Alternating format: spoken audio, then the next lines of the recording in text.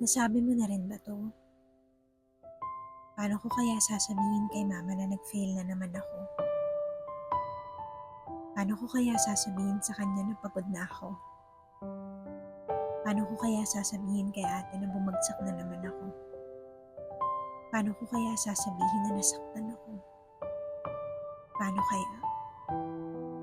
And dear, in your most vulnerable moment, you are deeply loved. Kaya lang naman tayo natatakot kasi minsan pakiramdam natin tatalikuran nila tayo kapag nalaman nila kung ano yung pinagdadaanan natin. Kaya lang din naman tayo natatakot kasi baka pati sila ay malungkot kapag nalaman nila kung ano yung sitwasyon natin. But one thing I realized in this season, yung mga taong nahihiya tayong sabihan, sila din naman yung mga taong nakakaintindi sa atin madalas. Sila din naman yung walang sawang nagbubukas ng pinto para sa atin. At sila rin naman yung mga taong hindi nagdamot na magbukas palad kahit pa noong mga panahong wala din tayong maibalik na sukli sa kanila.